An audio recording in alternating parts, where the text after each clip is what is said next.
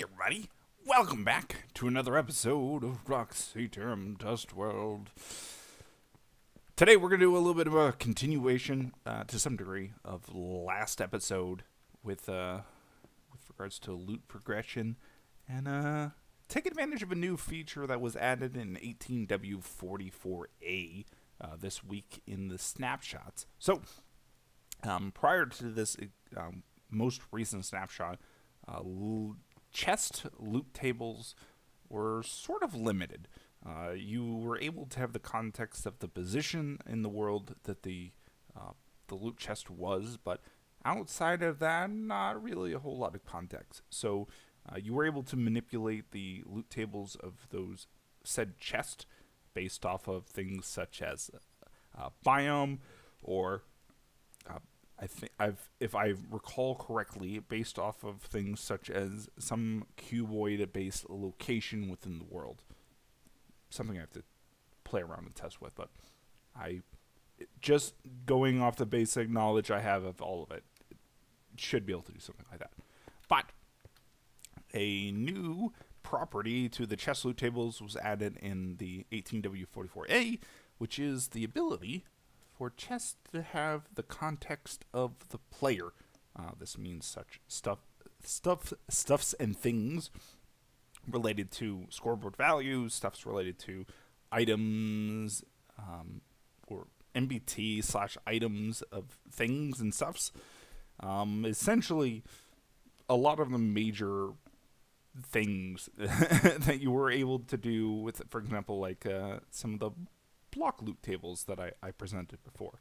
So, for example, just another example, we're going to be going based off of maybe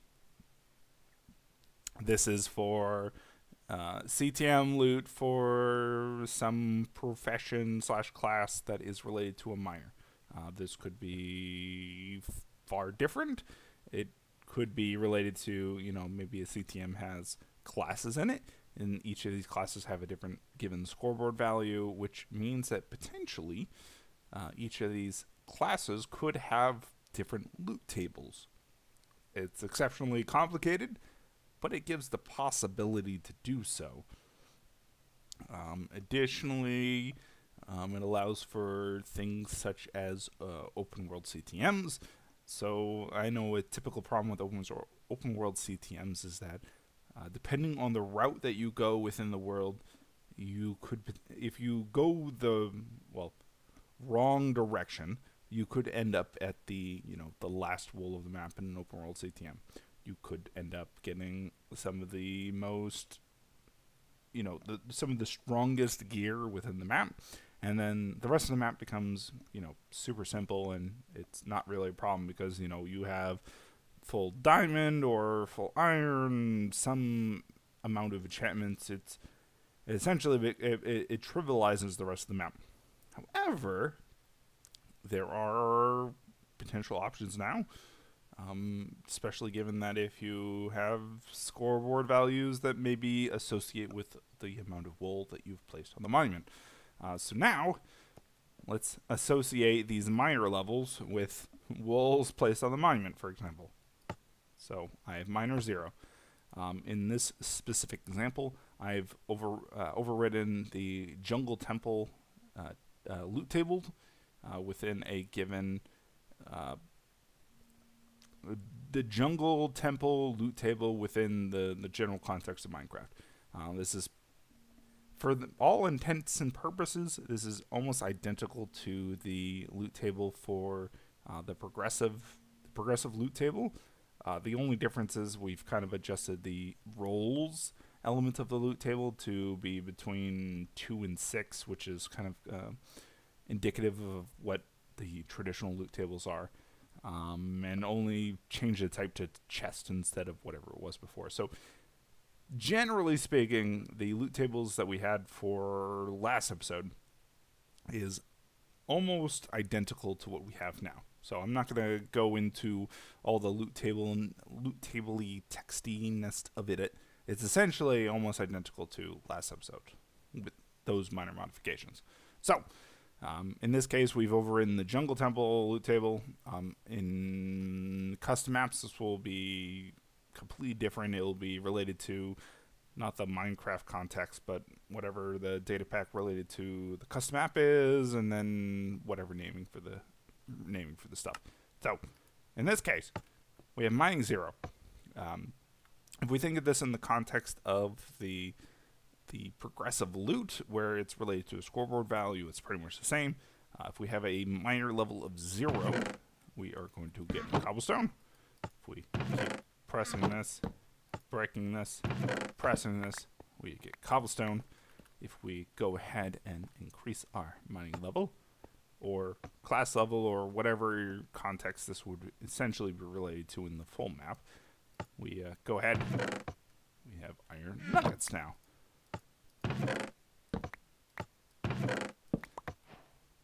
So very similar to the previous context with regards to the block loot tables that we did. Of course, if we change it to mining 2, we're going to get nuggets, or not nuggets, iron ingots. The mining of it is still related to the block loot tables, I believe. But the chest loot tables itself is a different thing. And then, of course, if we increase our mining score to 3, we're going to find ourselves some iron blocks. So, yeah. With that, it adds actually quite a bit of breadth and depth to the possibilities that we have with regards to loot tables. Not only with regards to just block loot tables as a whole, but even chest loot tables, just because of how limited they were before. We weren't able to really do a huge amount prior to the 1.14 snapshots releasing. It was just kind of, this is the loot. This is the loot that a given chest is going to generate, and that's kind of it. With this, we're able to actually, like I had shown. I mean, this is just summoning a regular chest, and given the loot table we modified, we're able to do a lot of cool things. I'm interested to see what CTM apps in the future take advantage of with this, but it's definitely a broad new horizon for CTMs and custom apps and such with regards to the loot tables. So I don't know how long I've been recording for, but that's gonna do it for today. I don't think I really need to show the actual loot tables itself, because it's essentially identical to the last episodes, with the exception of modifying the roles to kind of take advantage of multiple items being added into it, and then changing the type of chest. But overall, I think that's going to do it for today, everyone. Thanks for joining as always, and I'll catch you all next time. Bye!